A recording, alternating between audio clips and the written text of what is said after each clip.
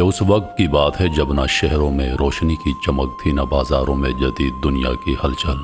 ایک دور افتادہ بستی کے کنارے ایک پرانی کچی جھونپڑی میں ایک نوجوان تاجر گلزار اپنی بوڑھی ماں کے ساتھ رہتا تھا۔ گلزار کا بچپن غربت اور تنگ دستی میں گزرا۔ اس نے کم عمری ہی میں اپنے والد کو کھو دیا تھا اور اب اس کی دنیا صرف دو چیزوں پر مشتمل تھی، اس کی ماں اور اس کا کاروبار۔ صبح سویرے اٹھنا، جھونپڑی کے ایک کونے میں پڑی چھوٹی سی دکان سے سامان اٹھانا اور بستی کے بازار کا رخ کرنا، یہی اس کی روزمرہ کی زندگی تھی۔ بازار میں وہ اکثر کپڑے، مصالحے اور ضروریات زندگی کا دیگر سامان بیچتا۔ زبان میں مٹھاس تھی، حساب کتاب میں تیزی اور کاروبار میں سمجھداری۔ لوگ اسے پسند کرتے، مگر گلزار کے دل میں ایک خاموش پیاس پل رہی تھی۔ وہ عام تاجر نہ تھا، وہ دولت کا دیوانہ تھا، شہرت کا شیدائی اور رتبے کا متلاشی۔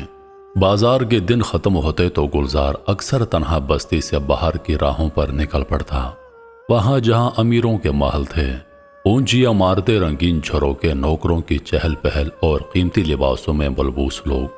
وہ دیواروں کے سائے میں کھڑا ہو کر ان کی شان و شوکت کو تکتا اور اندر ہی اندر حسرت سے جلتا۔ اس کی آنکھوں میں خواب ہوتے، وہ خواب جو سونے کی چمک سے بنے ہوتے، جو تخت و تاج کی گونج رکھتے اور جن میں ایک دن وہ بھی کسی محل کا مالک بنتا۔ گلزار کی ماں یہ سب محسوس کرتی مگر خاموش رہتی، جانتی تھی کہ اس کا بیٹا دنیا کی چمک دمک سے متاثر ہو رہا ہے۔ ایک دن جب گلزار رات کو دیر سے گھر آیا، اس کی آنکھوں میں تھکن کے ساتھ ساتھ ایک عجیب سی چمک تھی۔ ماں نے پوچھا، بیٹا آج پھر ان محلوں کی طرف گیا تھا؟ گلزار نے جھجکتے ہوئے کہا، ماں کیا برا ہے اگر میں بھی کچھ بننا چاہوں، اگر میری بھی خواہش ہو کہ میرے پاس نوکر ہوں، میرے لیے بھی لوگ جھک کر سلام کریں۔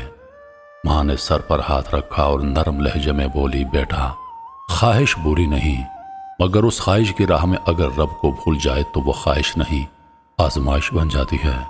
گلزار نے ماں کی بات سنی مگر دل پر اثر نہ ہوا۔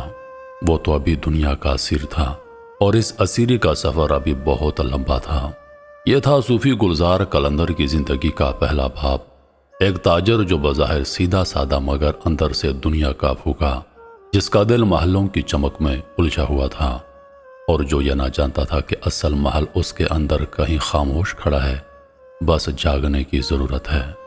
ایک دن جب موسم قدرے خوشگوار تھا، بازار کی گہما گہمی اپنے عروج پر تھی، ہر طرف خریداروں کا شور، سودے بازی کی آوازیں اور دکانداروں کی پکاریں گونج رہی تھیں۔ گلزار حسب معمول اپنے کپڑے سلیقے سے لگا کر بیٹھا تھا، مگر آج اس کا دھیان حساب کتاب سے زیادہ کسی انجانی بے چینی میں الجھا ہوا تھا۔ اسی بھیڑ میں اچانک ایک نورانی سی روشنی اس کی آنکھوں میں چمک بن کر ٹکرائی۔ اس نے سر اٹھایا اور جیسے وقت تھم گیا ہو، بازار کی گزرگاہ سے ایک باوقار پردے میں ملبوس دوشیزہ گزر رہی تھی۔ اس کی چال میں ٹھہراؤ، آنکھوں میں حیا اور انداز میں ایسی پاکیزگی تھی کہ گلزار جیسے دنیا دار تاجر کا دل بھی لرز اٹھا۔ اس کے چہرے پر ایک عجیب سی معصومیت تھی، نہ غرور نہ دکھاوا، بس ایک خاموش جمال جو دل کو چیر کر اندر تک اتر جائے۔ یہ عالیہ تھی شہر کے ایک معزز اور صاحب حیثیت تاجر کی بیٹی، جو اپنے والد کے ساتھ اکثر بازار آتی مگر نظروں سے بچ کر پردے کی حد میں۔ مگر آج گلزار کی نظریں اس سے ٹکرا گئیں اور یہ ٹکراؤ فقط نظر کا نہ تھا، دل کا تھا، روح کا تھا۔ اس دن کے بعد گلزار بدلنے لگا۔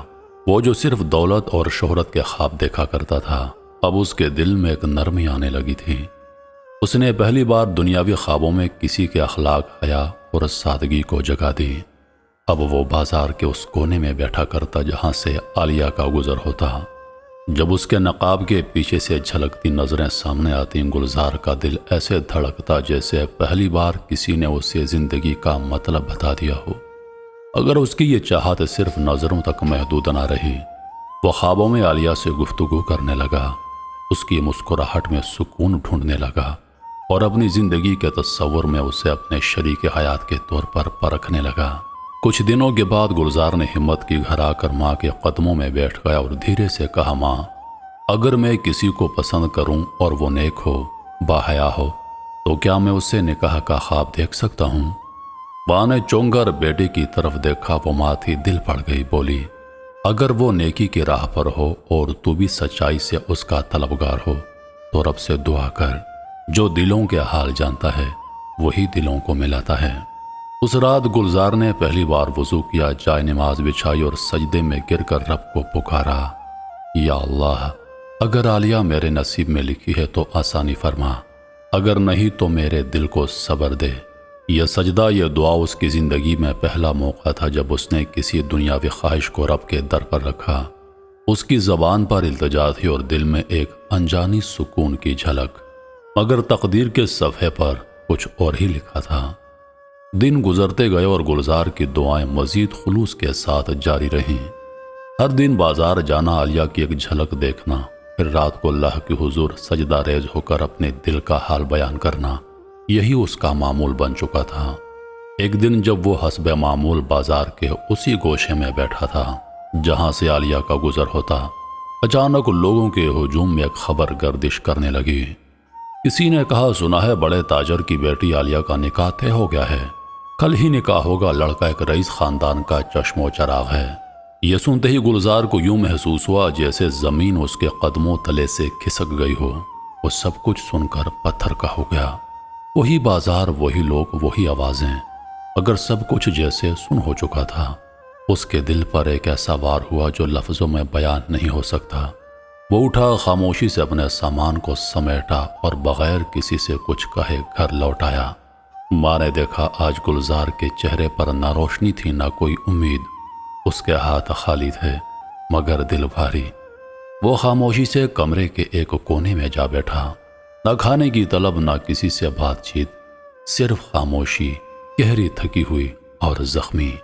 ماں آہستہ سے اس کے پاس آئی، اس کے کندھے پر ہاتھ رکھا اور دھیرے سے کہا، بیٹا، میں جانتی ہوں تیرے دل پر کیا بیتی ہے، لیکن یاد رکھ، رب کے فیصلے بندے کے ارادوں سے بہتر ہوتے ہیں۔ جو ہوتا ہے وہ اللہ کی رضا سے ہوتا ہے۔ اگر وہ تیرے نصیب میں نہ تھی تو یقیناً اللہ نے تیرے لیے کوئی بہتر راستہ چن رکھا ہے۔ یہ الفاظ کسی دلاسے جیسے نہ تھے، وہ ماں کے دل سے نکلے ہوئے الفاظ تھے جن میں صبر، تجربہ اور رب سے قرب کا نچوڑ چھپا تھا۔ گلزار کی آنکھوں سے آنسو چھلک پڑے۔ اس نے پہلی بار ان الفاظ کو دل سے سنا اور دل سے مانا۔ وہ خاموشی سے اٹھا، پرانی جائے نماز نکالی، وضو کیا اور اپنے رب کے حضور پہلی بار ٹوٹے دل سے سجدہ کیا۔ وہ سجدہ صرف دکھ کا نہ تھا بلکہ روح کی بیداری تھی۔ وہ آنسو صرف ناکامی کے نہ تھے بلکہ اندر کی دنیا کے رنگ کو دھونے والے آنسو تھے۔ اسی رات جب سب سو چکے، گلزار کے دل میں ایک نئی روشنی جاگ اٹھی، وہ روشنی جو دنیا کی چکا چوند میں نہ تھی بلکہ رب کے نور میں چھپی ہوئی تھی۔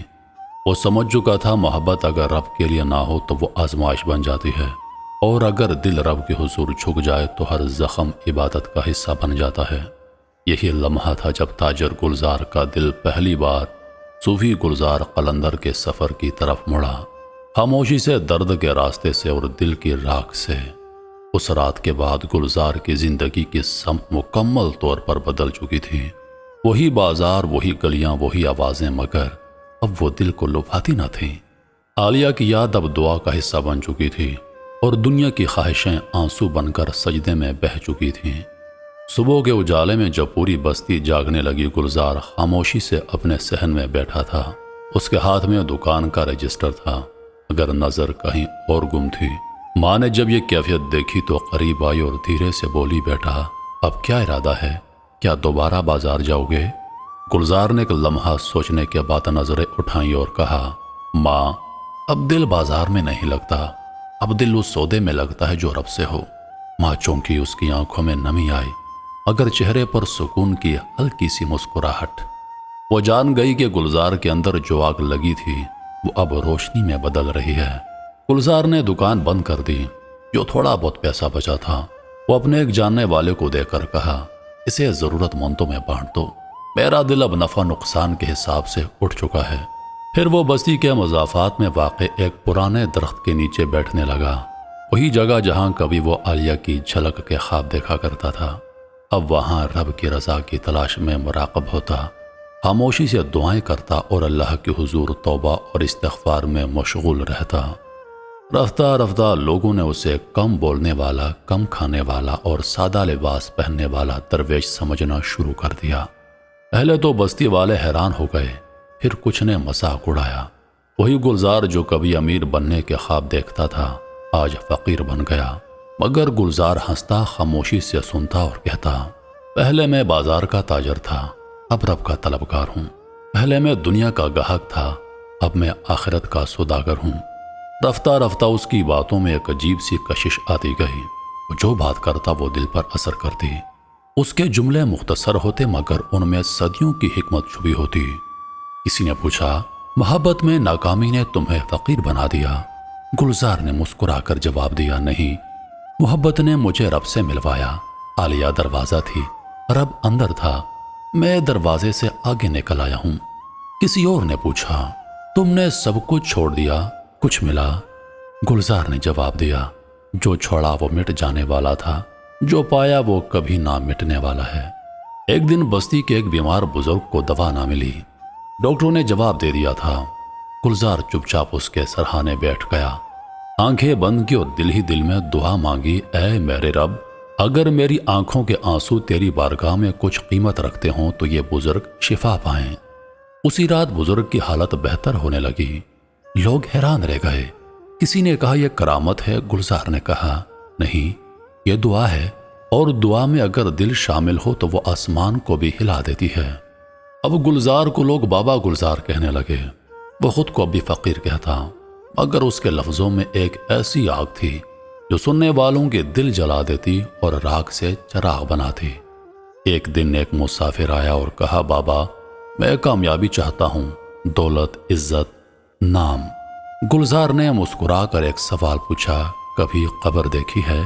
وہاں دولت کا سکہ چلتا ہے یا اعمال کا؟ مسافر نے سر جھکا لیا۔ بابا گلزار نے کہا، اگر کامیابی قبر کے بعد بھی ساتھ جائے تو وہی اصل کامیابی ہے، باقی سب خواب ہیں جو بیداری کے بعد بھول جاتے ہیں۔ اب اس کے ارد گرد لوگوں کا مجمع لگنے لگا۔ لوگ دور دور سے آتے، مسائل بیان کرتے، دعائیں لیتے اور دل کی الجھنوں کو سلجھاتے، مگر گلزار کا دل ابھی سب سے زیادہ سکون اس تنہائی میں پاتا جب وہ رات کے آخری پہر اللہ سے گفتگو کرتا۔ اس کی تنہائی اب بھی اس کا اصل محبوب تھی۔ وہ تاجر گلزار اب صوفی گلزار قلندر بن چکا تھا۔